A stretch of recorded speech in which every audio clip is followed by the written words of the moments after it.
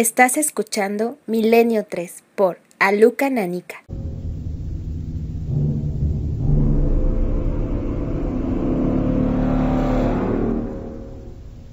Una y 33, buenas madrugadas amigos. Esta es una noche de historia siempre, son noches de historias. Pero esta es especial porque seguramente vamos a rascar en el alma colectiva, en el arquetipo global. Los miedos son los mismos, da igual nuestra procedencia, nuestra raza, nuestra ubicación. Los temores, como diría Jung, como si fueran una imagen, nos asustan o atraen por igual. Apostaría que incluso las sensaciones de repulsión son compartidas por gran parte del núcleo de la humanidad. ¿Por qué algunas historias que tienen que ver con ciertos animales nos producen el mismo escalofrío? ¿Por qué a esta misma hora de la noche el simple e inocente camino, la carretera secundaria, la arboleda pelada ya por el inicio casi del invierno, nos produce desasosiego? ¿Por qué? Algunos antropólogos afirman que en lo más interno de lo que podría ser nuestra alma ancestral, la que compartimos desde que nos convertimos en especie, conviven, fluyen varios códigos extraños. No os quepa duda, amigos, que lo que hoy llamamos leyendas urbanas, en el fondo es el mismo narrar de historias de boca en boca, el mismo río por el que fluye lo que fuimos, lo que somos y lo que seremos, lo que tememos, lo que amamos, lo que nos hace ser distintos a los demás. En cualquier país, a cualquier hora, sobre todo si es de noche, abuelos cuentan a nietos ciertas historias, padres a hijos, fuegos de campamento, en un descanso en las clases, en un recreo, los jóvenes, entre ellos, se cuentan historias. La leyenda urbana nace con el pretexto, con la condición de intentar ser creída. Se envuelve de elementos que precisamente la hacen verosímil. No es un cuento antiguo, no se cuenta para que parezca algo fantástico. Su terror reside en que pudo ser así, en que pudo ocurrir así. Y a pesar de que esta misma noche vamos a contar muchas historias, estoy seguro que a través de nuestras vías de contacto, que ya están abiertas, un sinfín de amigos del siglo XXI de este país van a decir: no, eso no es leyenda urbana, eso me pasó a mí. Esa es la magia de la leyenda urbana. ¿Dónde está la verdad? ¿Cuánta verdad o cuánto porcentaje de cierto hay en ellas? De verdad, intuyendo lo que va a ocurrir esta noche aquí en la nave del misterio, me gustaría que todo fuesen simplemente leyendas. Pero quizá me equivoco. Antes de presentar a nuestros amigos, una historia. Una simple historia. Una tremenda historia. Solo os pido que escuchéis muy atentamente. Comenzamos. No lo podía creer. Cumplía 18 años y mis padres me regalaban nada menos que un coche. Bueno, no se trataba de nada espectacular, ni ningún último modelo, pero me hizo una ilusión tremenda. Lástima que todavía no tuviera el permiso de conducir, aunque eso daba igual. Hablaría con Sandra, Yolanda y Elena y lo cogeríamos esa misma noche sin que nadie nos viera. Había un concierto alucinante en un pueblo cerca del nuestro y sería la celebración perfecta para mi cumpleaños. La idea no terminó de convencer a mis amigas. No se fiaban mucho de mí, y menos de mi forma de conducir. No me quedaba más remedio que sobornarlas. Bastó con enseñarles las entraditas del concierto y decirles que se las regalaba por mi cumple, para que todas sus dudas se evaporaran. Lo pasamos en grande. La actuación fue la leche. Conocimos a unos chicos que estaban tremendos. Cerveza, algo de hierba. ¿Que cómo fue el viaje?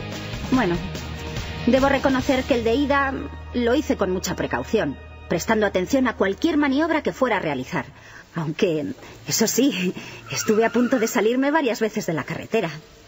El de vuelta fue otra historia. No controlamos muy bien la cantidad de cerveza, sobre todo yo, que era quien conducía.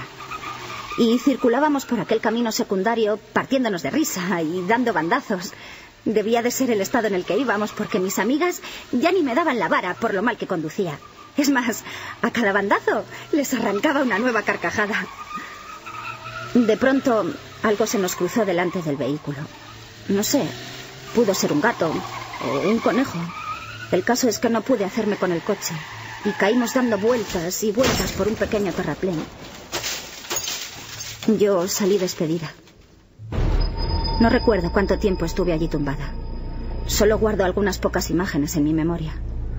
Creo que fui arrastrándome durante unos metros. Me aproximé hasta los restos del automóvil humeante para comprobar cómo estaban mis amigas. ¡Sandra! ¡Yolanda! ¡Elena! ¿Estáis bien? Ninguna de ellas me contestaba. Aterrorizada, descubrí que Sandra estaba muerta. Fue difícil reconocerla. Su cabeza se reventó contra una roca. A Yolanda algún hierro le había seccionado la garganta. Y aunque su corazón había dejado de latir, aún continuaba manando sangre de aquella herida. Y Elena se retorcía en el suelo, sangrando abundantemente por la boca. Su vida se consumía. Haciendo un esfuerzo sobrehumano, observé que sus labios se movían. Al acercarme escuché: «Nos la vas a pagar». Transcurrido un tiempo interminable, o eso me pareció, vi acercarse las luces de los coches de policía y las ambulancias. Esos son mis últimos recuerdos antes de desvanecerme para siempre.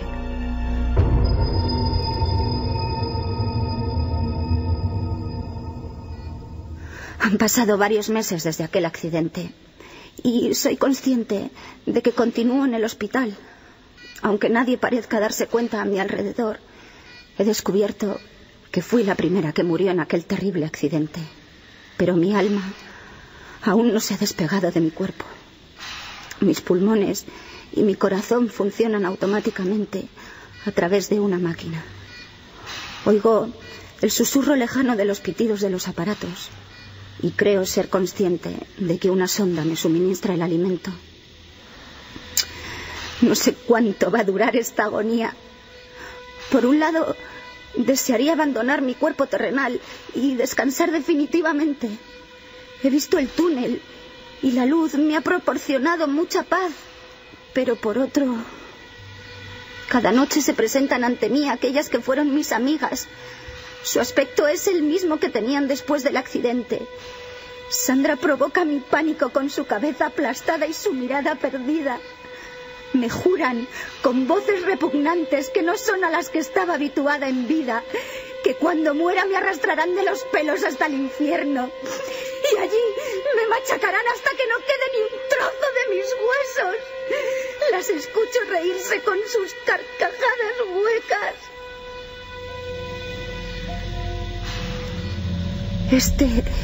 Este es el motivo por el que no me puedo morir. Tengo miedo.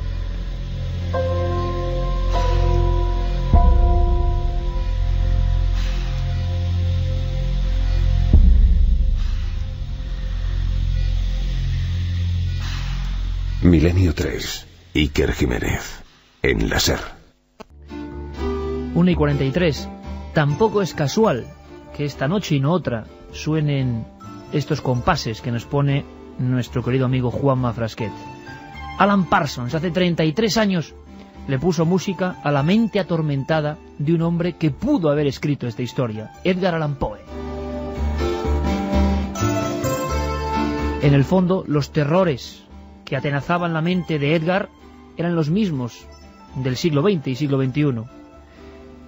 El hospital, el miedo a morir y los centinelas, quizá, quién sabe, del otro lado. A pesar de que sonaba ese respirador, aquí todos nos hemos quedado sin aliento. Incluyo a Noel Calero, que también está en la nave del misterio, a Carlos Largo, que esta noche nos va a hacer el transmisor de vuestras preguntas, ya abierta la línea 7640 palabra clave milenio, y lo que vosotros queráis, y milenio3 con número @cadenaser.com. Mando un fuerte abrazo a Carmen, que estará con Merlín, que hoy le han vacunado, están los dos en la cama. Estos virus que no son leyenda urbana, que son reales, y que sé que los dos, ahora escuchándonos con los cascos, se habrán también estremecido, porque la leyenda urbana y el miedo, qué demonios, nos llega a todos. Y tenemos la suerte además de tener aquí un buen grupo de amigos.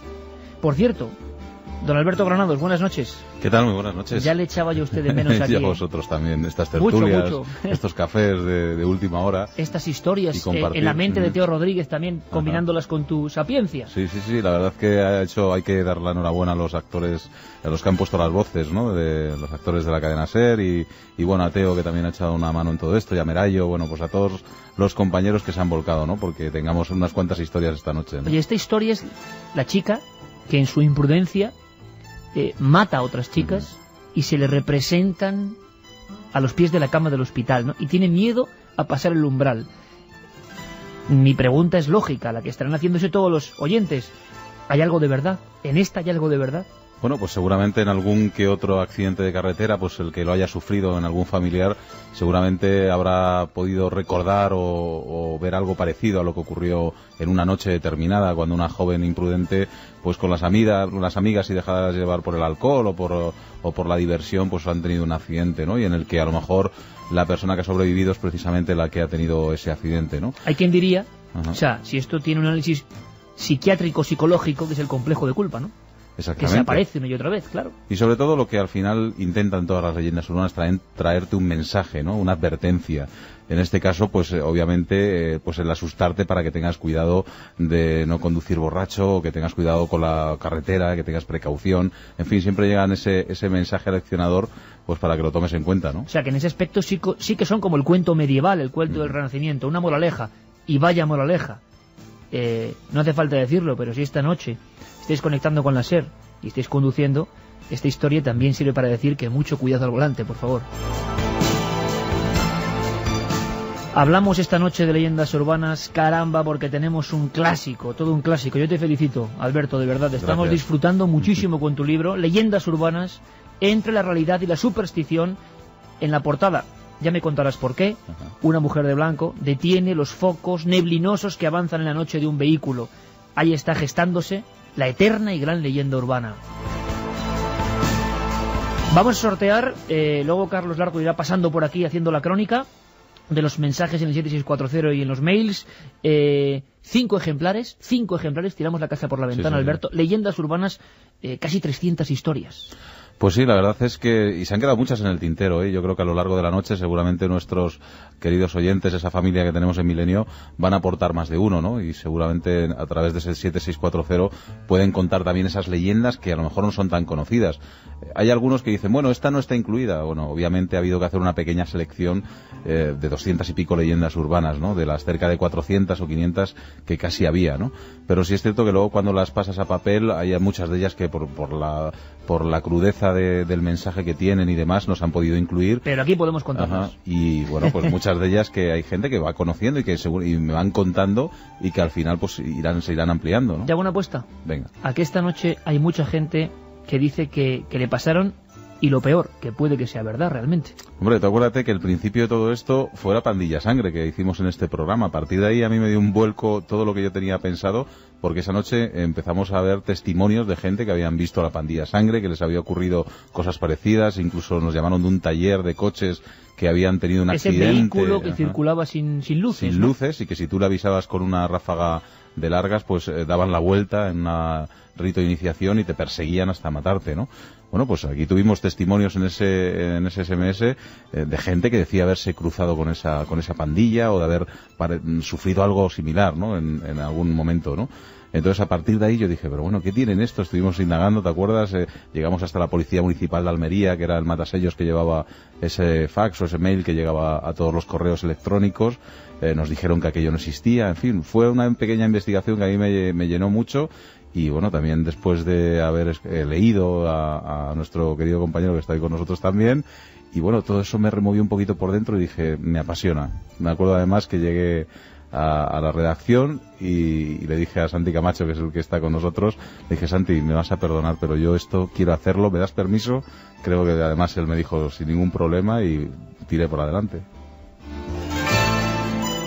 Esta es una noche de leyendas y va a haber más relatos como este, que de verdad era terrorífico, las centinelas, ¿no?, que se presentaban ahí. Yo, desde luego, creo que este libro está ya entre los clásicos, en el podium de los clásicos, junto a los del antropólogo e investigador del folclore Brunvald, ese trabajo grande del profesor de la Universidad de Alcalá de Henares, Pedrosa, el autoestopista fantasma y otras leyendas urbanas, y las leyendas urbanas que nos hizo nuestro querido compañero lugarteniente Santiago Camacho, que estaba muy atento, como siempre, parapetado detrás del ordenador portátil, escuchando esta historia, que en el fondo... Santi, buenas noches. Buenas noches, cualquiera no se parapeta, menuda historia. Por cierto, hay todo un núcleo de las leyendas, las que más miedo nos dan, las que más terror nos provocan, que son las que, digamos, tienen una mayor, quizá, longevidad, ¿no? Estas no se pasan nunca, cambian los ropajes cuando no hay coches carruaje, pero siempre están ahí como reflejo de los miedos más profundos del hombre. Sí, de hecho, pensemos que en el fondo el término leyendas urbanas es simplemente eso, es un término, porque la esencia de muchas de estas historias, a veces hasta el argumento, cambiando los elementos de la época, es la misma de las viejas historias que se contaban en la era preindustrial, en las cabañas de pastores, en las casas de labranza, en los campamentos militares de las campañas en ultramar. Son las mismas historias que en el fondo llevan atormentando a la gente, muchas veces avisándole de los peligros, como hacía esta historia que acabamos de escuchar, otras educándoles de alguna manera, todas con su moraleja, pero desde luego cada una con su importante mensaje. Y es verdad, historias como La chica de la curva, por ejemplo, que si nos vamos a su primera versión, nos tendríamos que ir a tiempos bíblicos, y a partir de ahí con locomotores de vapor, con carruajes y diligencias, con jinetes a caballo que recogen a una doncella en un cruce de caminos, que los cruces de caminos tienen una simbología muy, muy especial. A veces la doncella es simplemente eso, un fantasma atormentado con una historia triste, y otras veces pues es un ánima maligna que acaba destruyendo al viajero o llevándolo hacia su perdición, conduciéndolo a un precipicio.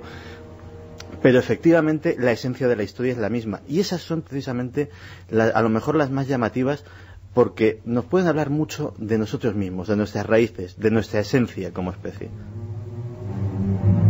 1:51, y me estoy acordando de una que se contaba en la costa vasca, que me encantaba, pero me daba al mismo tiempo, que es esa dicotomía extraña, ¿no? Mucho miedo, que era el demonio penitente que se aparecía a la gente, concretamente algunos atalayeros, como uno que hubo muy célebre que se llamaba Chili, y que vigilaban día a día que la mar estuviese en calma o no, para avisar a los pescadores. Y él un día se jactó en la taberna de no temer ni al demonio, ¿no? Evidentemente la leyenda nos cuenta que un misterioso peregrino junto a la puerta de la iglesia apareció una noche evidentemente de tormenta y le dijo si podía llevarle al monte Oiz. Y entonces el cuento, que yo lo he escuchado y que es impresionante, es la tradición oral, claro, esto tiene que ser oral, o por lo menos empieza así su transmisión. Ese pequeño monje, un aspecto de monje, va cubierto, embozado, y entonces, sin saber por qué, el atalayero fortachón, vestido con pieles, hombre que no temía nada, empieza a sentir un extraño frío, un aliento gélido, y sobre todo la sensación de que algo no va bien. Todo esto en mitad de la oscuridad del monte Oiz, hace ya un par de siglos. Y entonces oye un... más o menos. Mira al suelo, y aquel demonio penitente no tiene pies, sino pezuñas de cabra que están tocando en cada una de las piedras que ascienden por el monte, ¿no? El atalayero tuvo que meterse casi rompiendo la puerta de una ermita, y el demonio tuvo que mantenerse en el linde, ¿no? Diciendo, si no estuvieras donde estás, ahora estarías en mi poder. Las fuerzas malignas o extrañas que nos rodean, reveladas, como decíamos antes, de abuelos a nietos, de generación en generación, y manteniendo un mismo mensaje. Por cierto que no... Bueno, una de las clásicas, vamos a hablar ahora, Alberto, es la de la cazadora. La historia de la cazadora, yo creo que nos ha sobrecogido a todos, y mucha gente me ha contado que era verdad. Me he encontrado con personas por la calle y me dicen, Iker, que no, que eso era verdad. Vamos a resumirla y vamos a saber de un sitio donde hay una ubicación. La leyenda urbana, tú tienes fotografía en este libro del sitio donde al parecer ocurrió eso, que es un sitio terrorífico. Por cierto, para acabar de presentar a todos, que para mí es un orgullo que esté aquí, Anuncio que se está montando una tremenda en Vitoria, Santi, Alberto, amigos, creo que se han vendido ya 4.000 y pico invitaciones. En Vitoria, próximo viernes estamos ahí, a estas horas estamos en Vitoria, en el pabellón de Mendizorroza, a las 12, y por supuesto estáis todos invitados. Vamos a montar una buena. No es leyenda urbana, que me lo preguntan siempre, que yo empecé en el año 83-84, gracias a un libro de mi tío Roberto Pérez, que me puso en las manos mi primo del mismo nombre, Roberto Pérez, y que si no es por él yo no estaría haciendo este programa ahora. Y es que encima esta noche, legendaria, está aquí con nosotros. Roberto, bienvenido, buenas noches. Buenas noches, Iker. Oye, impresionado con lo que hemos escuchado, ¿no? Oye, impresionadísimo. Oye, no es leyenda urbana nuestros inicios en Vitoria, ¿verdad? No. Fue algo que se adelantaba, no sé si casualidad, no creo una casualidad. Yo tampoco. Yo creo que tendría que ser así. Roberto, que me encanta que estés como tantas veces hemos estado, yo con 11 años, tú con 13, 14, escuchando tantas historias. Me encanta que estés esta noche aquí. Muchas gracias. Pues estamos todos, y con la música de Alan Parsons, con nuestro café, con la penumbra del Estudio 1, Alberto, La Cazadora, como una de las historias que más se han imbricado, como digo yo últimamente, en la sociedad española, sobre todo en Castilla, y que la gente cree en ella. Sí, porque además yo creo que es de las pocas leyendas urbanas, Santi también lo podrá decir, que tienen una ubicación y que tienen un sitio físico, ¿no? Porque normalmente las otras, pues aunque sí las de la curva suelen también estar ubicadas en una curva determinada, pero sí que ha habido como 20 o 30 curvas diferentes en cada sitio, o hay una en cada región, ¿no?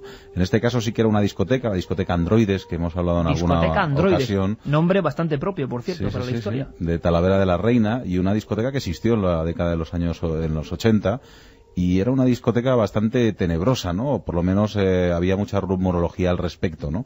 Y además, curiosamente, la gente que vive en Talavera de la Reina, de los que tienen nuestra edad, sí que lo recuerdan, o sea, recuerdan ese sitio y recuerdan la cantidad de historias que se escuchaban de esa discoteca, ¿no? Desde que en los servicios se escuchaban ruidos, voces, susurros, cuando ya no había nadie en la discoteca, hasta llegaron a decir que de las paredes a veces manaban sangre, ¿no? Entonces una discoteca allí terrible, o que los que la recuerdan con todavía con escalofríos, y sí es cierto que esa historia que hablamos de la chica que se encuentra un motorista y que la lleva hasta su casa y la pone en su cazadora para que no pase frío, y que al día siguiente va a recogerla y se encuentra que esa chica o su madre se queda extrañada porque esa chica ha muerto, ¿no? El chico no se lo puedo creer, la madre, muerto hace años. Sí, la madre la acompaña al cementerio, en la lápida ve la foto de la chica y descubre que justo colgada en la lápida está su cazadora que le había prestado la noche anterior, ¿no? O sea, aquí ocurre algo, Alberto, que es muy importante. Tengo tu libro abierto, y dices: la famosa leyenda de la cazadora y su dueña fantasma tiene su versión española en la discoteca Androides, Talavera de la Reina, en los 80, y se acompaña con un recorte, el fantasma de la discoteca Androides, publicado hace unos 7-8 años. Y es verdad, o sea, pocas leyendas urbanas tienen un sitio real, ¿no? Hemos hablado en una ocasión, las apariciones en carretera, sí que hay 2 o 3 denuncias, una de ellas en Guipúzcoa, en Deva, pero esta está ahí. Santiago, el tema de la prenda que vaga entre 2 mundos como señal de un fantasma es otro de los grandes clásicos que tú también has investigado en muchísimas otras historias. O sea, es la cazadora de cuero del joven que se enamora de la extraña y enfermiza mujer que aparece de repente, viene también de lo más profundo del tiempo, ¿no? Pues sí, y curiosamente, tú fíjate, otro de los hitos que tuvimos en este programa con leyendas urbanas, vino cuando descubrimos, hablando también de este tema, que muchos de nuestros oyentes afirmaban haber sido protagonistas de casos de la chica de la curva, que dábamos en aquel momento como estricta leyenda urbana, y luego empezamos a replantearnos las cosas. Pues te puedes creer que eso, por investigación personal, casos como el de la cazadora sí se han dado en la realidad y han dejado hasta pruebas materiales. En el cementerio de Chicago se cuenta una historia muy parecida a la de la cazadora, a medio camino entre la de la cazadora y la de la chica de la curva, y un buen día una de las historias varió porque lo que afirmaba el testigo era que había visto a la joven en cuestión. La joven pedía que la dejasen en el cementerio, lo cual extrañaba mucho, y que había visto a la joven en cuestión agarrada a los barrotes de la verja.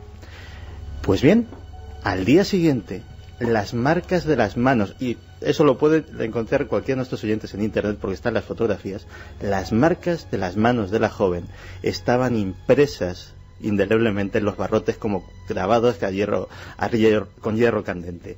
Es curioso porque muchas veces, efectivamente, como decías en la introducción del programa, estas leyendas urbanas empiezan siendo puro folclore y a veces se encuentra una confirmación real. Sí, como decían y como existe, y yo lo he visto y lo hemos mostrado en Cuarto Milenio, en lo más profundo de Roma, un museo de las ánimas, ¿no? Las ánimas, según la tradición ancestral, si es que existen y están ahí, dejan una impronta que suelen ser unas manos quemadas. La leyenda urbana nos traslada ese mismo elemento, las manos quemadas, pero en pleno siglo XX, en la verja de un cementerio. Noche de historias. Continuamos. Ahora, como siempre, las noticias. Decía Napoleón Bonaparte que el miedo se propagaba con mayor rapidez que el fuego. Y no debía faltar la razón, porque ocurre algo muy extraño, y es que cuando en un grupo de amigos, sea cual sea, incluso su edad, su condición, sus creencias, se empieza a hablar, alguien rompe el cascarón, digamos, del misterio y empieza a hablar de alguna de estas historias, creyendo en ellas, como si fueran reales, porque eso es la leyenda urbana, se ha colado en nuestro sistema de creencias y por boca de otros, un amigo de un amigo, contamos algo, se produce un extraño clima, que yo creo que ese es otro misterio que nadie nos ha explicado bien. ¿Por qué estamos haciendo cualquier cosa? Y cuando alguien empieza a hablar de esto mismo que ahora se propaga a través de las ondas, se produce una sensación, como decía Santiago Camacho hace unos días, muy acertadamente, una especie de campana de irrealidad, ¿no? Nos metemos en un universo, descorremos las cortinas de un mundo que es distinto, que nos pone un poco la carne de gallina. Hay que pedir disculpas a algunos oyentes por el relato que hemos puesto antes, pero tengo que decir que enseguida viene otro. Para seguir ahondando en las leyendas urbanas, con Alberto Granados, sorteamos esos 5 libros de leyendas urbanas entre la realidad y la superstición, colección Milenio, editorial Aguilar. Para conseguir uno de ellos, 7640, palabra clave Milenio, espacio lo que queráis, y milenio3 con número @cadenaser.com, el correo electrónico. Como hoy no tenemos a Carmen, vamos a hacer un experimento un tanto extraño también, que es conectar en ese mundo que solo está permitido para Juanma Frasquet, lleno de botones, de músicas. Ahí en el control está nuestro compañero, ya lo conocéis todos, Carlos Largo. Carlos, buenas noches, ¿me escuchas? Muy buenas noches, sí que... Ah, perfecto, esto es perfecto, suena fenomenal. Estás con la pantalla, que habitualmente tiene Carmen aquí a mi derecha, y están llegando muchísimos mensajes. Cuéntame, ¿cómo respira el 7640? Pues están llegando mensajes de todo tipo. Tenemos a un oyente que, por ejemplo, nos cuenta que si sabéis la del camionero que sin querer es encerrado por su compañero de viaje en el frigo y se da cuenta demasiado tarde. Oh, es buenísima, yo nunca la había oído. Sí, la verdad es que esas, una más dentro de las de carreteras. En este libro, por ejemplo, no está incluido, pero sí es cierto, de accidentes, de despistes descuidos, mortales, ¿no? De despistes. La verdad es que están llenas, las leyendas urbanas tienen un montón de ellos, ¿no? En el que, como siempre, la moraleja es hay que tener precaución y cuidado con lo que uno hace, ¿no? Y no ser despistado. Entonces la gente como yo lo tendríamos mal. Carlos, más. Seguimos. Daniel desde Las Palmas nos dice que las leyendas urbanas, como los mitos, no son necesariamente ciertos o históricos, pero que expresan una verdad a tener muy en cuenta. ¿Sí? También nos dicen que el libro de Alberto, le felicitan, un gran libro, aún se repite La pandilla de sangre. No sé si será por asustarme, pero a mí me pasó recientemente. O sea, que a él, a este amigo que ha escrito, le pasó lo del coche sin... Hombre, si nos está escribiendo es que está vivo. Por lo tanto, la pandilla de sangre no se bajó de ese coche y le mató. Pero imagino que vio ese coche que iba sin luces. Lo que sí hay que tener en cuenta, que nosotros lo comentamos y lo comentamos con el comisario, con José Manuel Sánchez, el comisario de policía, que sí existe en este tipo de leyendas también lo que es el acto de repetición. Es decir, de gente graciosa que intenta repetir esa leyenda urbana, y que sí se dieron casos de gente que circulaba con las luces apagadas con el simple hecho de asustar a los demás, ¿no? Que la imitación, Santiago, como gran problema en las leyendas urbanas, que alguien, lo que ven estas cosas, que simplemente es folclore, antropología, historia de la comunicación oral, lo convierte en ideas. Pues sí, y imagínate habiendo leyendas urbanas tan terribles, algunas que expresan los asesinatos más atroces, los crímenes más perturbadores que puedan imaginarse.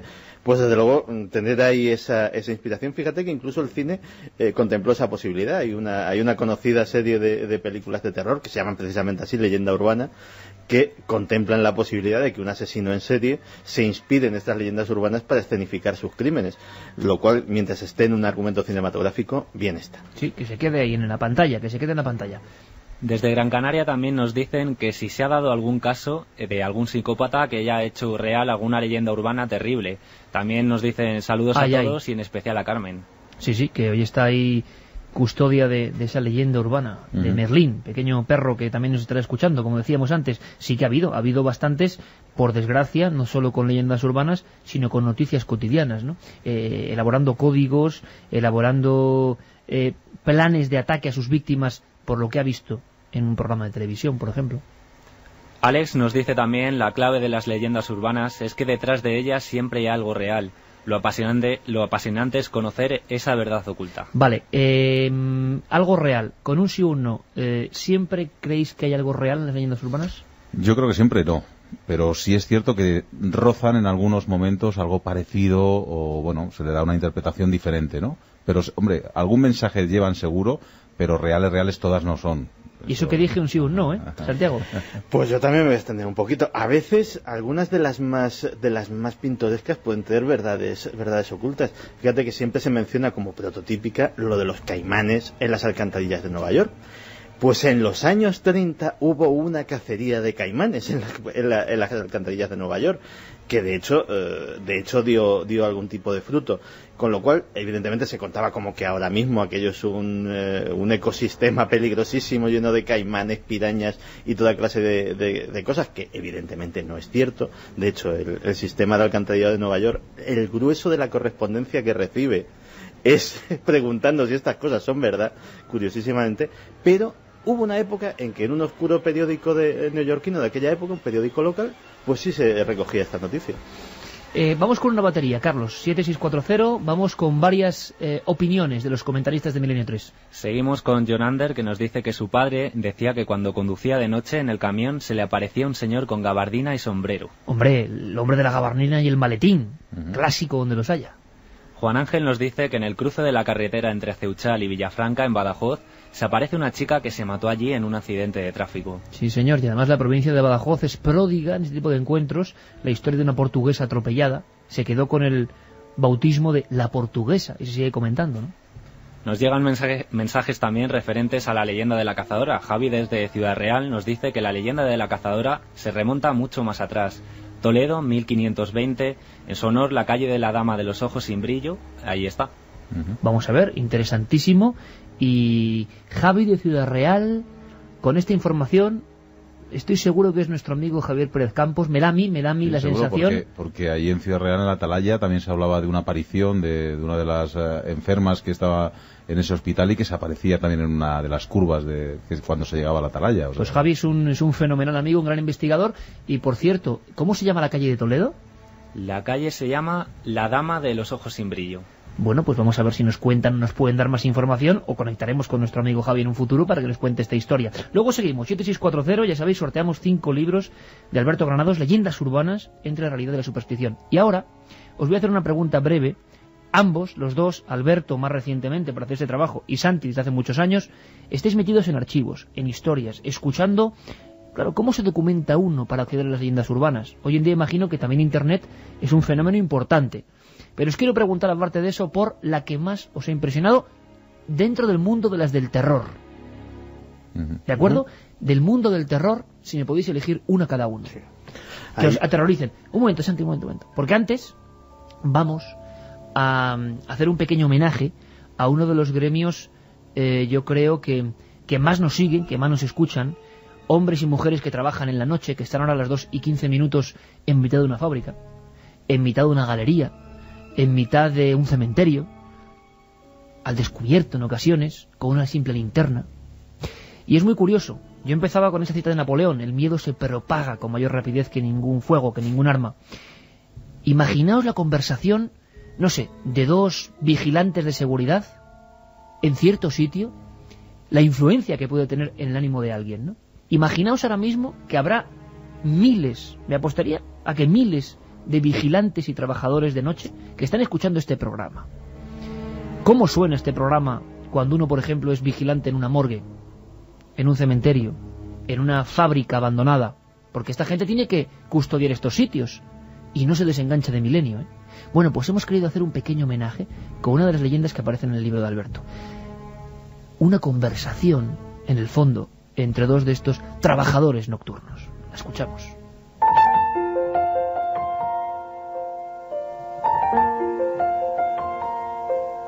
Repasó una vez más el dichoso boleto de quiniela y volvió a comprobar por enésima vez que solo había acertado 8 partidos. ¡Qué mala suerte! Al final me va a tocar ir a currar. Ramón estrenaba trabajo a sus 50 años. Gracias a doña Esperanza, teníamos en Madrid varias carreteras radiales, eso sí, de pago, y debido a ese pequeño detalle, Ramón consiguió trabajo como cobrador en el puesto de peaje de una de las recién estrenadas carreteras. Lo que más le fastidiaba era trabajar de noche, y en una vía muy poco concurrida. Cuando se metió dentro del habitáculo de metal que tenía por caseta, fue consciente de que la jornada iba a ser muy, pero que muy larga. Si al menos tuviera un compañero con el que charlar. Pero no. La noche se presentaba fría, solitaria y monótona. Al menos así fueron las 4 primeras horas, donde no pasó un alma por aquel abandonado control de carretera. A eso de las 2 de la madrugada, Ramón divisó unos faros a lo lejos. Por fin viene alguien. Casi me quedo dormido. Cuando el vehículo se acercó, Ramón se alarmó. No le gustó nada el aspecto de aquellos muchachos, que parecían sacados de una película de pandilleros. Coche tuneado, cristales tintados, gorras de béisbol, pantalones y camisetas anchas. ¿Cuánto nos vas a quitar, jefe? Yo nada, pero el peaje vale 1,70 euros. 1,70. Vaya robo. Anda, cóbrate. Cuando Ramón sacó la mano para coger el dinero, el conductor le colocó unas esposas atadas a una cuerda de las que se utilizan para escalar en la montaña. Automáticamente, el vehículo de aquella panda que celebraba con carcajadas la gracieta se puso en marcha, aceleró y se llevó por delante la valla de control. Sin llegar a entender bien lo que estaba pasando, Ramón escuchaba las risotadas que procedían del coche y miraba pasmado cómo salía la cuerda de dentro del vehículo. De repente, angustiado, lo comprendió todo. ¡Estos hijos de puta me van a arrancar el brazo! Cuando la cuerda llegara a su fin, lo vería saltar por el asfalto separado del tronco a cuajo. El pánico le hizo arrodillarse y entre rezos y llantos suplicar al Señor que fuera una simple pesadilla.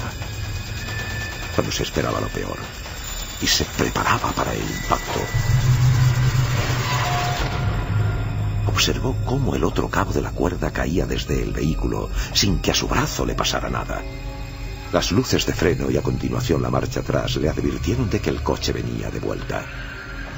Uno de los jóvenes se bajó y, muerto de risa, le arrojó el €70 de peaje. Que tengas buena noche, cagón.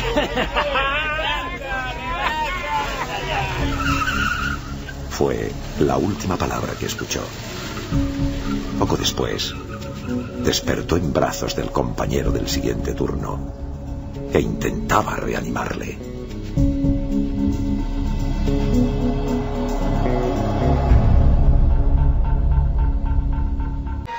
Varios gremios representados esta noche, en este caso los hombres que vigilan dentro de una cabina en mitad de la autopista.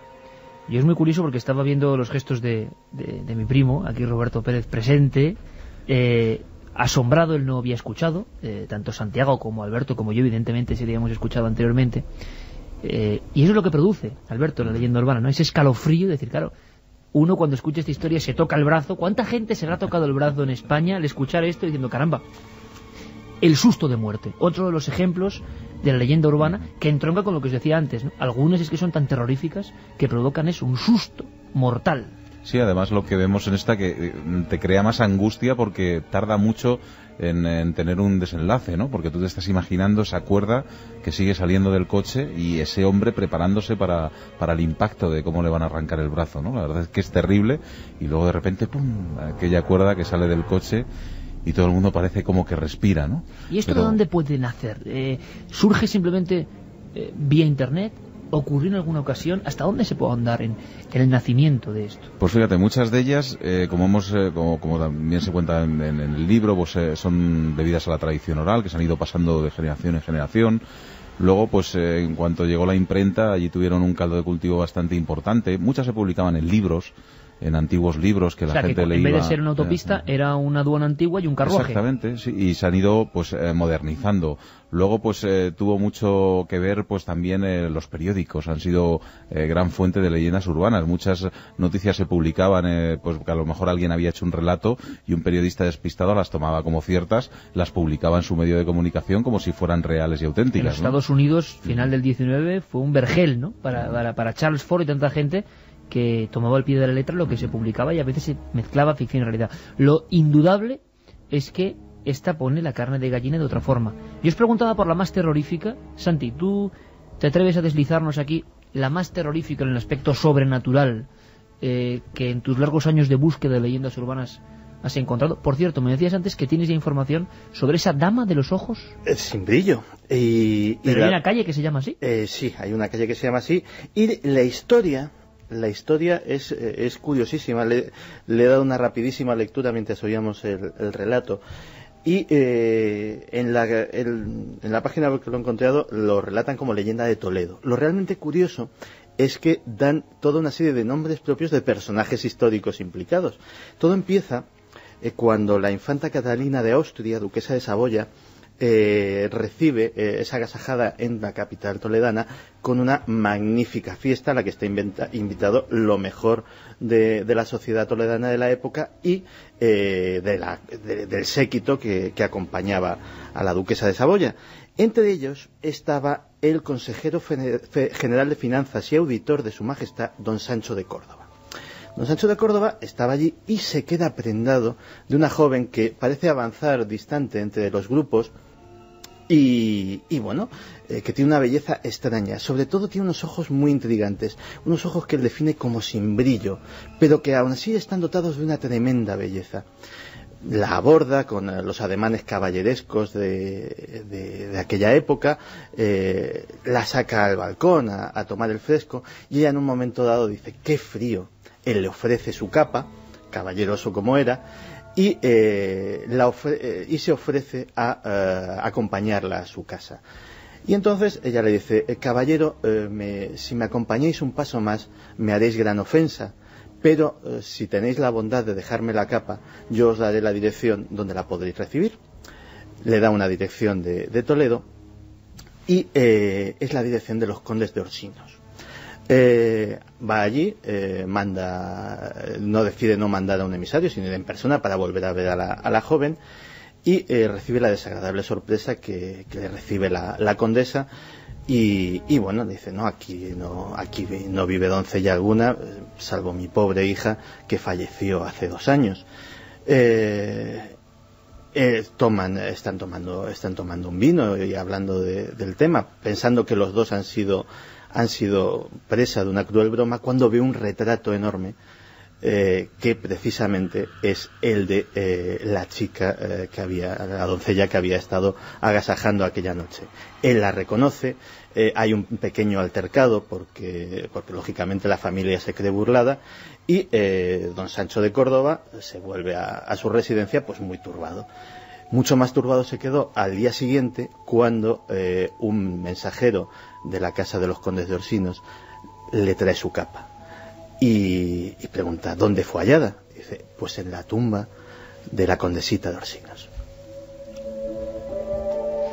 Nos hemos quedado muy sorprendidos porque esta leyenda, que nos llega a los años 80, 81, 82, en una oscura, como dicen los que conocían el entorno en Talavera de la Reina, Androides, una oscura discoteca, viene ya desde, claro, 400 años antes. En fin, nunca dejamos de aprender cosas, Alberto. Sí. Tu historia, bueno... Y seguramente cuando viajemos a Perú o a Colombia o a Costa Rica nos contarán esa misma historia, pues referida a otros marqueses diferentes o a otras personas diferentes, pero siempre con el mismo significado, de una prenda que se queda olvidada y que tiempo después se recupera, ¿no? ¿Tu historia? A ver, historias. Yo tengo que destacar 2. En este caso no me puedo quedar con una. Una, la imprescindible, la clásica, la de Verónica, ¿no? Yo creo que esa historia que luego podemos hablar largo y tendido, porque además va implicados el tema de los espejos y demás. El espejo como otro elemento que ha dado desde el principio de los tiempos miedo al hombre. Fascinación y miedo. Sí, sobre todo mucho respeto, porque se afirmaba que eran puertas a lo divino, a lo desconocido, a otro mundo, ¿no?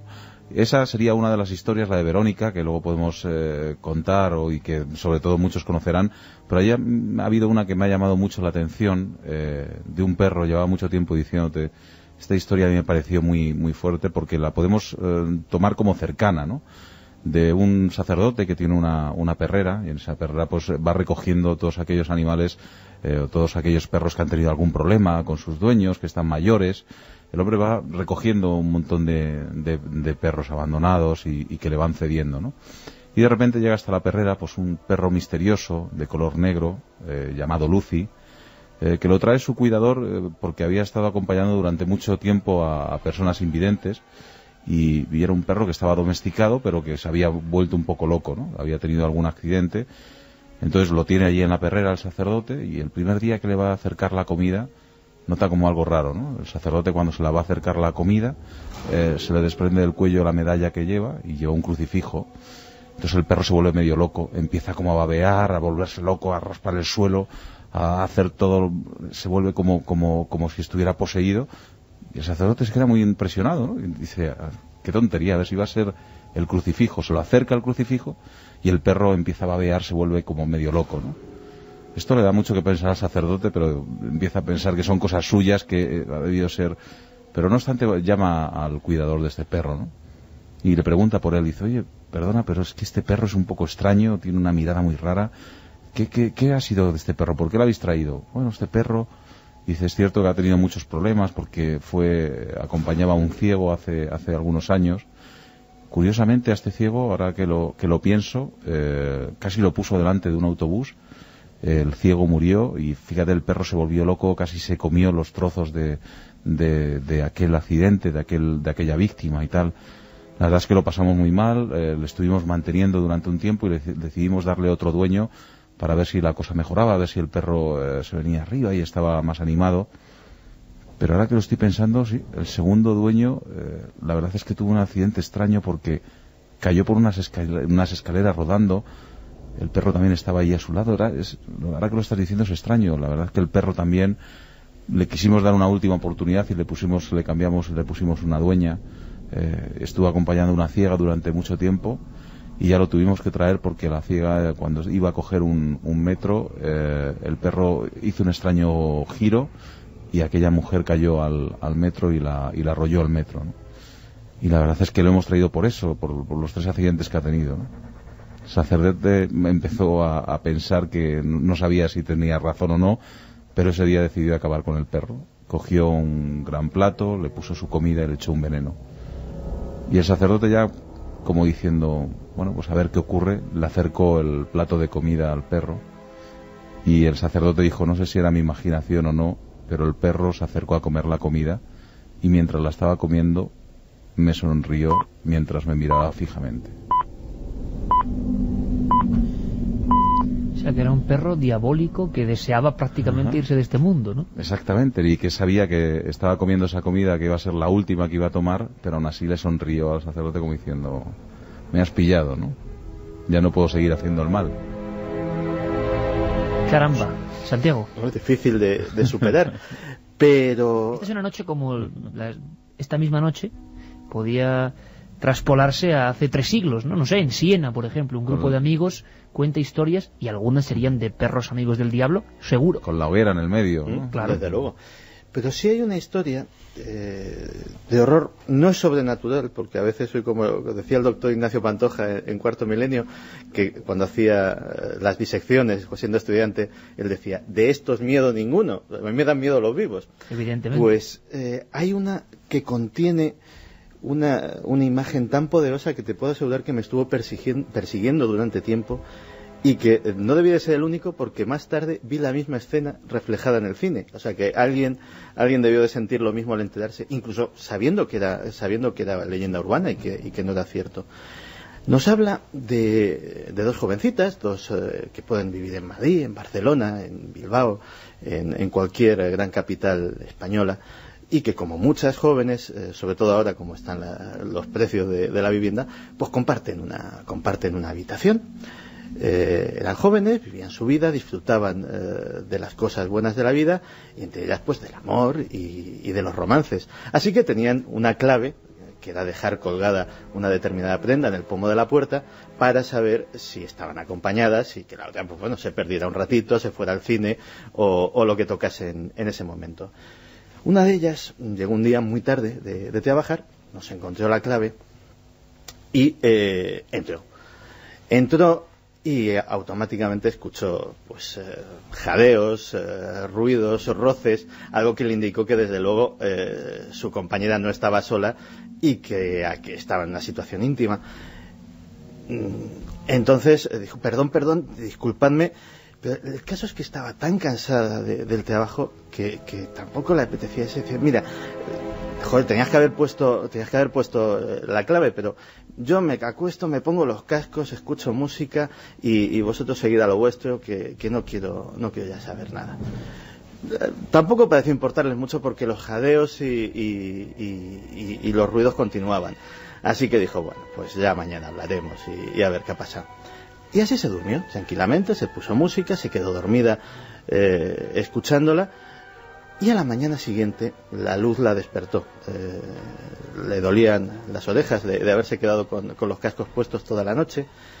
Se desperezó, se quitó los auriculares y cuando miró en dirección a la cama de su amiga vio una escena terrible. Vio un buruño de sábanas ensangrentadas, salpicaduras de sangre, lo que no pudo continuar mirando, pero parecía un cuerpo terriblemente mutilado. Pero fíjate que de todo lo que había en esa habitación no fue lo que más le impresionó. Lo que más le impresionó fue cuando miró en la pared opuesta a su cama y vio escrito con sangre una frase que decía: ¿a que te alegras de no haber encendido la luz?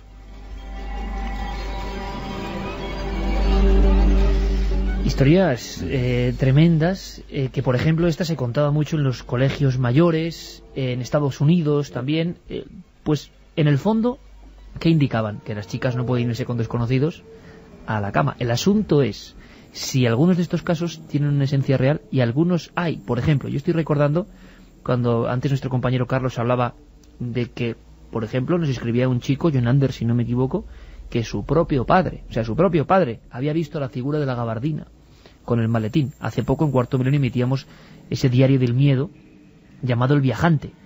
Es que el caso era real, se contaba como real. Muchos de estos elementos son profundamente reales en el aspecto por lo menos matriz, inicial. Luego se van transformando. Pero yo estoy recordando, por ejemplo, uno, sumándome un poco a las del terror, que evidentemente esta noche están pululando con cierta fuerza, de la que incluso... Bueno, ha dicho Santiago una cosa fundamental, ¿eh? Ha dicho una palabra fundamental. Esta historia tiene una imagen tan potente, porque uno se queda, es como si fueran viñetas visuales. La del perro igual, claro, el perro comiendo el veneno y sonriendo. De esa historia todo el mundo se va a quedar con eso.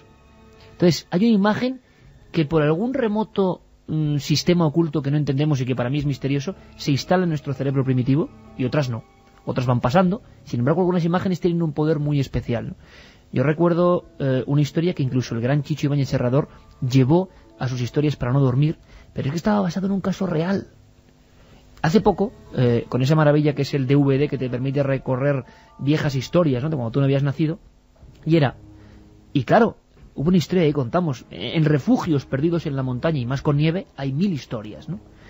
Y era algo que debió ocurrir en el Pirineo Leridano, en el año 1932, si no me equivoco. De ese pequeño recorte, llegado de mano en mano, como siempre ocurre, hasta las de Chicho Ibáñez Serrador, generó una de las muchas historias de aquellas que revolucionaron España. Era el terror en la televisión por vez primera en España. 2 personas, 2 mujeres, una más joven que la otra, están en un refugio. La nieve les hace absolutamente imposible volver a la ciudad. Se comunican por teléfono y una está francamente obsesionada porque ha cortado con su novio, con su pareja, y esta pareja no lo admite, la persigue. Ella cree que va a merodear por el refugio y que la va a acabar matando. Esta obsesión persigue toda la historia, toda la escena, y al final hay una extraña muerte. Aparece muerta. Esta chica no se despierta, están durmiendo, y la mujer joven, tan angustiada por su pesadilla en forma de novio, está fría, está gélida, se ha muerto durmiendo. ¿Cómo es posible?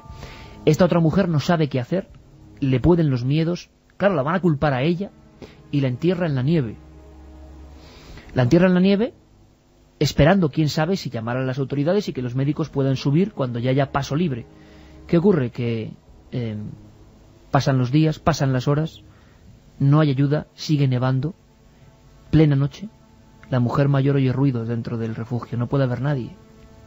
Mira la cama y está la mujer, igual, envuelta en nieve, sonriente, sobre la cama. Hace un esfuerzo tremendo, coge la pala y vuelve a enterrar por segunda vez a su propia amiga en la nieve. Bueno, pero ¿esto qué es? Se supone que para conservarla precisamente hasta que vinieran los médicos y los forenses. Esa segunda noche vuelve a ver que está encima de la cama, volviendo. Al final enloquece la mujer, la policía se encontró una escena rarísima, y es que esta mujer, en un trance de automatismo, en una especie de sonambulismo, sin darse cuenta, desenterraba ella misma a la víctima y la ponía sobre la cama. Al despertar, creía que era el muerto, el espíritu de su amiga que volvía una y otra vez. Al final un muerto y una persona en un psiquiátrico. Tremenda historia. Seguimos con más historias, Alberto, porque yo creo que hay algunas... Pues sí, por ejemplo, de las imprescindibles no he podido evitar el poner también la de la joven que tiene también una mascota, un perro, y que como práctica de seguridad lo que hace es por la noche cuando duerme bajar su mano por la cama y notar cómo su perro lame su mano, ¿no? Entonces la chica, siempre que tenía alguna angustia o tenía alguna mala pesadilla, siempre hacía lo mismo, ¿no? Cogía, sacaba su mano de la cama y el perrito que dormía debajo la lamía la mano, ¿no? Pues en una de esas noches que se queda sola en la casa, esta chica es una adolescente, se queda sola en la casa, y está en medio de la noche y empieza a angustiarse porque escuchaba como ruidos, tal. Pero la chica lo que hace es bajar o dejar muerta su mano alrededor de la cama y notar como la lamía el perro, ¿no? Así cogía seguridad y volvía a quedarse dormida, pero en medio de la noche ya no pudo aguantar más, bajó la mano y no había perro que la lamiera. Miró debajo de la cama, no estaba su perro, lo llamó, no lo encontraba, bajó al piso de abajo, ahí estaba la cocina, fue a buscar a su perro a ver si lo encontraba, y cuando estaba en la cocina escuchó como un goteo proveniente de la despensa que estaba al lado, ¿no? Se acercó a la despensa y allí vio a su perro colgado, sangrando, lo habían rajado de arriba abajo, y en la pared, escrito en sangre, ponía: los humanos también sabemos lamer. Por cierto que lo de los mensajes con sangre en la pared o en un espejo también son clásicos, ¿verdad, Santiago? El mensaje, por ejemplo, de alguien que hace una tremenda tropelía con alguien que he conocido de forma furtiva, siempre en la leyenda urbana, y le deja un mensaje escrito con pintalabios en el espejo. Gran clásico, creído en España a pies juntillas, ¿no? Sí, de hecho, de esos hay varios. Está, por ejemplo, el caso del robo de órganos. Del señor que se levanta un buen día, a veces en una bañera de hielo en un hotel, porque se ha ido a una ciudad extraña, a un congreso, ha intimado con una desconocida, y de repente se encuentra escrito en el espejo de ese baño, en el que se ha encontrado en tan rara posición: llama a urgencias o morirás.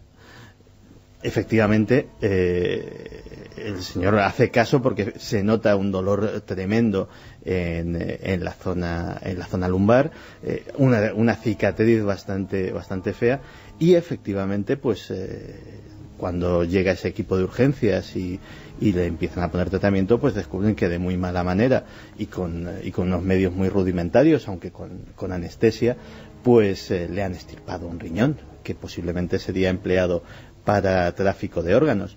La misma historia, exactamente la misma, con los mismos elementos, hasta llegar a la bañera de hielo. Aquí se despierta este congresista aventurero, desafortunado, se despierta y se encuentra en la pared del espejo otra bonita frase, que es: bienvenido al mundo del SIDA. Todas ellas nos hablan de que, bueno, la infidelidad matrimonial a veces puede tener resultados negativos, y que más vale guardarse ciertos instintos para mejor ocasión. Pero es curioso, Santi, Alberto, que hay que decir que, por ejemplo, esto que tiene que ver a lo bestia, decían los médicos: hombre, es imposible que alguien te estirpe un riñón en una bañera, haría falta un equipo de médicos que fueran a ese hotel, o sea, es que sería imposible. Y absurdo, y tampoco es tan fácil mantener un riñón, por mucho hielo que haya. Pero, claro, luego nos damos cuenta con noticias reales de los arrancaojos y tantas historias que se cuentan en Sudamérica, muchas de ellas basadas en argumentos reales. Antes os anunciaba, quizá precipitándome, porque hablábamos de otro gremio de la noche, de los vigilantes. Es otra de nuestras historias. Y después cambiamos un poco el rumbo de la leyenda urbana. Os decía, 2 vigilantes, abriéndose paso en mitad de la noche. Se cuentan muchas historias, y a veces las historias son tan reales que se encarnan en una auténtica pesadilla. Las linternas proyectaban su haz de luz en la nave desierta. Los 2 vigilantes escudriñaban el rincón donde uno de ellos había escuchado un ruido. ¿Ves algo? No, nada. Creo que empiezas a estar obsesionado. Es porque tú eres nuevo, Marcos. Seguramente si supieras lo mismo que sé yo... Cuenta. Enrique bajó el tono de voz y le informó a su compañero. ¿Sabías que llevamos entre los que hacemos esta ronda más de 6 bajas por depresión? Marcos puso tal rostro de sorpresa que su compañero comprendió que no debía estar al corriente de la situación. Enrique prosiguió relatando la historia. Antonio, por ejemplo, me comentó que padecía estrés debido a los ruidos que se oían por la noche. Parecían los lamentos de un hombre que a veces derivaban en silbido. Pero lo más traumático llegó cuando escuchó la respiración de una persona muy cerca de su oído y hasta llegó a sentir el calor de su aliento. Joder, Enrique, es para acojonarse. Pero bueno, sigue. Marcos estaba cada vez más inquieto. ¿Tú sabías que en esta fábrica estuvieron mucho tiempo sin sufrir ningún robo? No. Lo más curioso es que siendo uno de los barrios más peligrosos no tenían a nadie para protegerla. Según una leyenda que circula desde hace tiempo, el dueño de la fábrica hizo un pacto con el diablo nada menos para que no ocurriese nada en estas naves. Al parecer, Lucifer aceptó el trato y envió un perro horrible con las fauces de un monstruo y la envergadura de un caballo que arrastraba sus mugrientas pezuñas por cada rincón de este horrible lugar. El trato no fue gratuito. A cambio, Lucifer exigió el alma de un vigilante al año. Cada 12 meses el propietario de la fábrica contrataba a un guarda nocturno y a los pocos días lo encontraban muerto. Lo único que me dijeron al respecto es que la empresa ha cambiado de dueño. ¿Es verdad? Sí, en efecto. Y por eso hace 2 años que no encuentran el cadáver de uno de los nuestros. Pero lo cierto es que los extraños sonidos se siguen escuchando. Un nuevo ruido alertó a Enrique, que automáticamente dirigió hacia ese punto el foco de luz de la linterna, intentando descubrir de dónde provenía. Espera aquí, Marcos. Sí. Se acercó al rincón iluminado, pero no advirtió nada anómalo. El silencio reinante comenzó a inquietarle. Segundos después, volvió al lugar donde había dejado a Marcos. ¡Marcos! ¿Estás ahí? ¡Marcos! ¿Estás ahí? Nadie le respondía. Marcos no estaba. Enrique advirtió un bulto en el suelo al final de un pasillo, a escasos metros de donde había estado charlando con su compañero. Al acercarse, descubrió con horror que los ojos de su compañero miraban al vacío. Le cogió la muñeca derecha para comprobar el pulso. No cabía duda.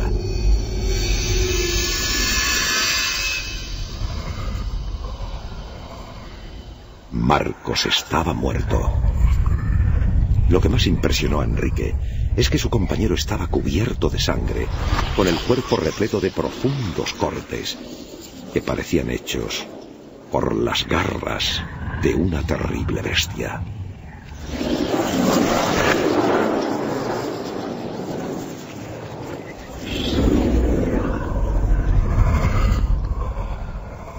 Milenio 3. Iker Jiménez. Cadena SER.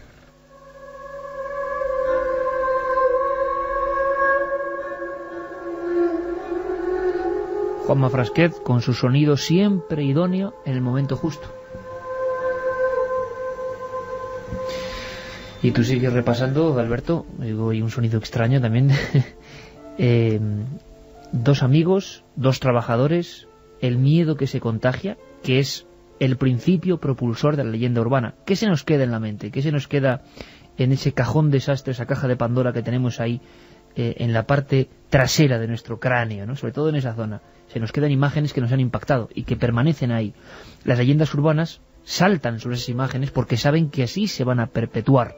En el fondo es una forma de sobrevivir, ¿no? Sí, a veces nosotros también vamos dando sonidos a través de la radio, pero la gente le va poniendo sus propias imágenes, ¿no?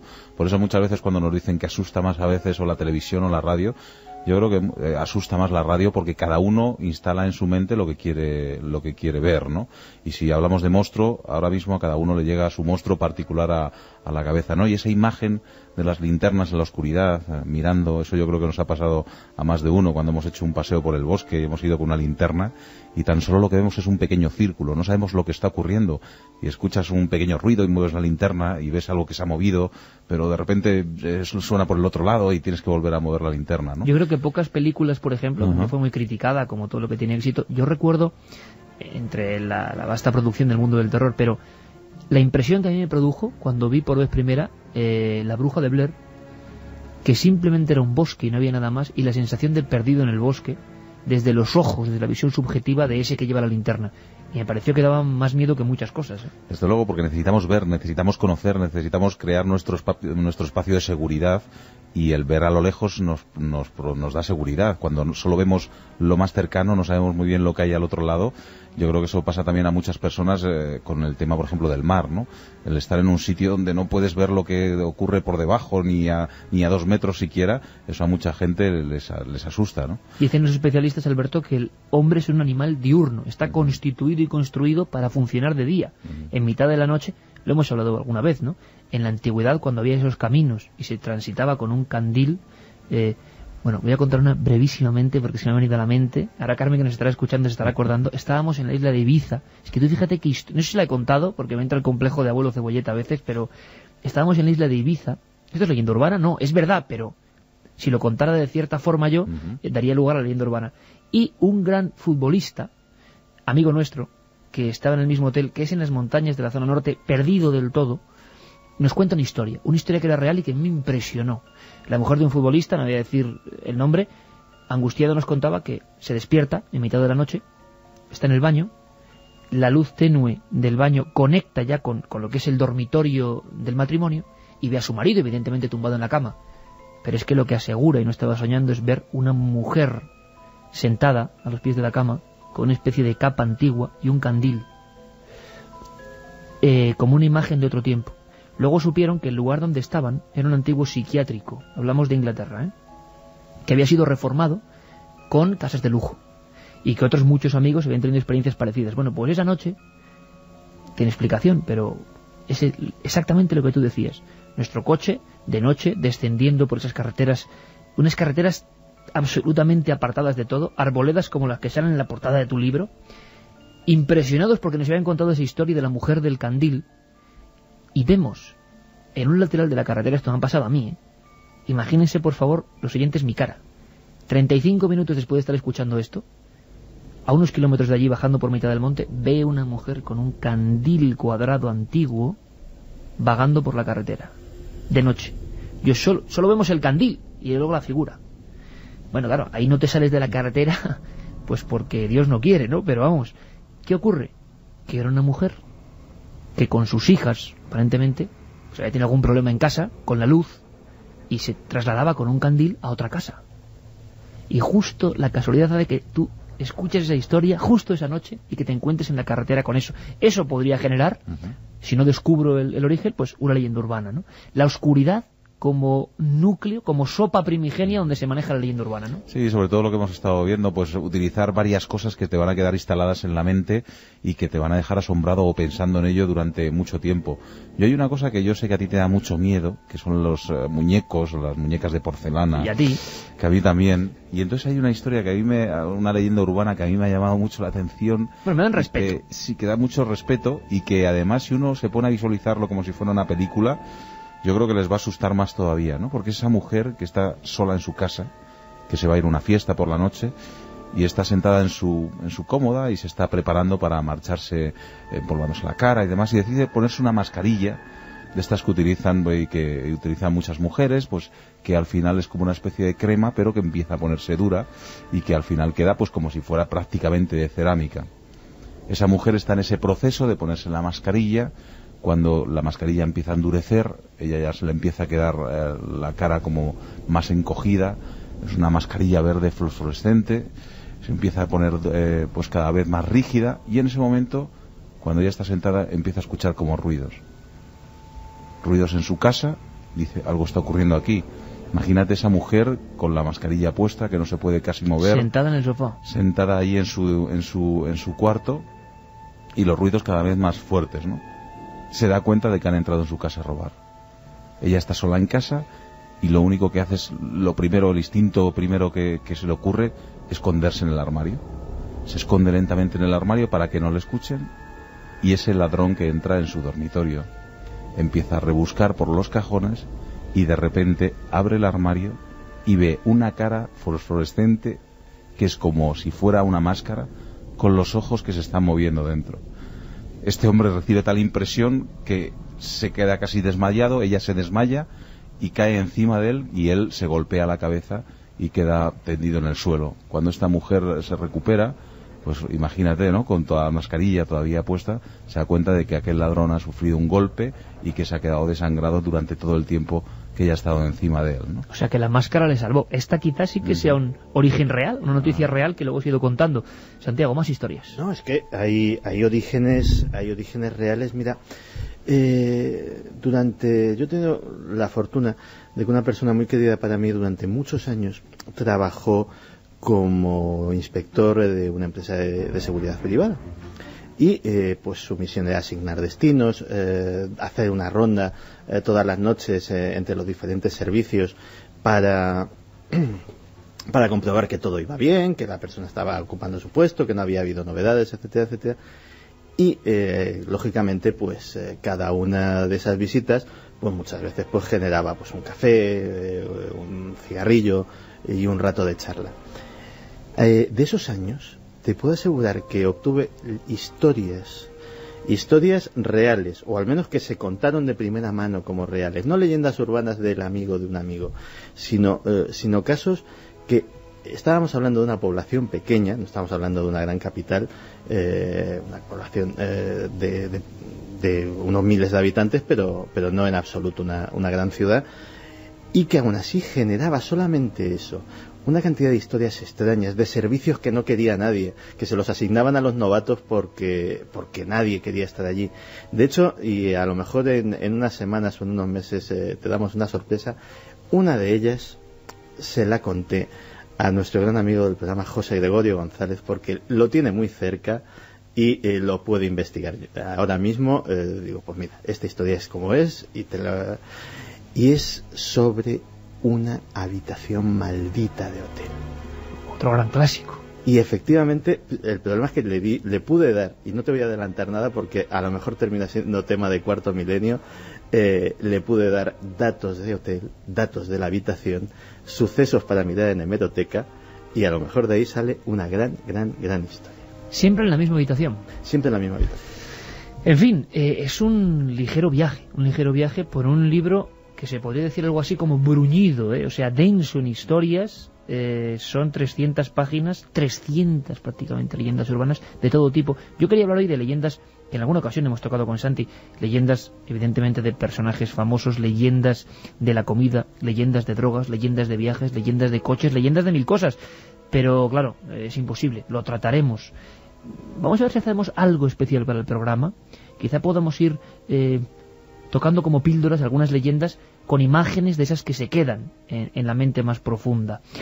Nuestro compañero Carlos Largo está siguiendo muy atento ese termómetro también legendario que es el 7640, palabra clave milenio.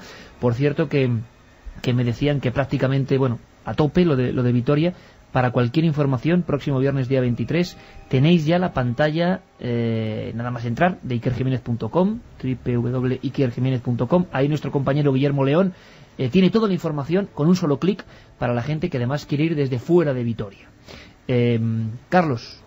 La verdad es que tenemos un montón de mensajes y bueno, nos preguntan desde los SMS ¿qué hay de cierto en las leyendas del ejército de Odín o la Santa Compañía y de las Snap Movies?